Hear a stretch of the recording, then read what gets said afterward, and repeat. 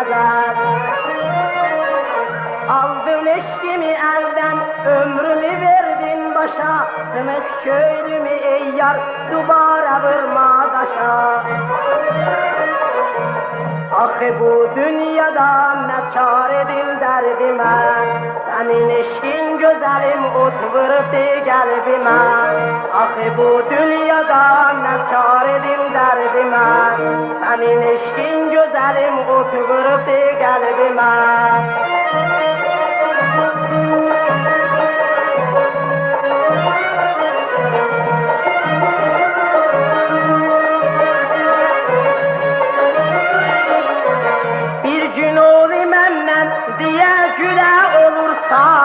Sabahı secüldek atılmamış soluktan.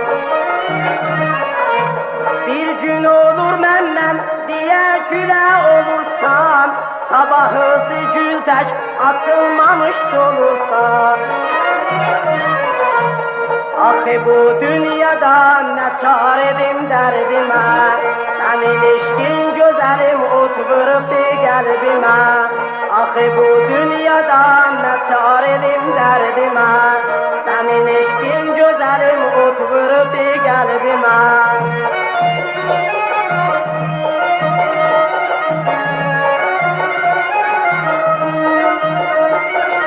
Bir gün olur beğenmişsen yar beni, İsteyirsen beni ocak salarsan, salarsan.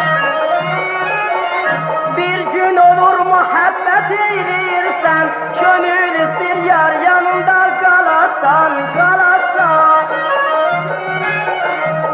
Ah bu dünyada ne çaredim derdime, senin eşkin güzelim ot vurdu kalbime. Ah bu dünyada ne çaredim derdime, senin eşkin güzelim ot vurdu kalbime.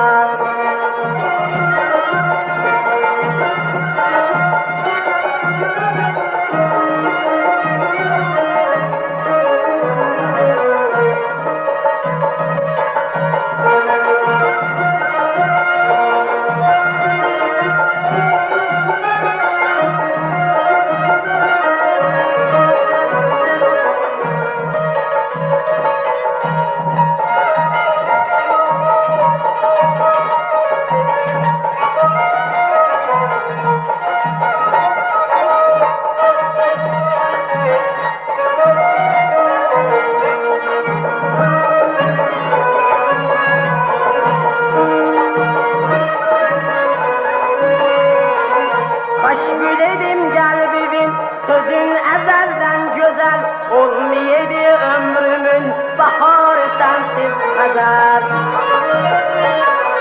Aldın eşkimi elden, ömrümü verdin başa, sınıf köylümü ey yar, duvara vurma taşa.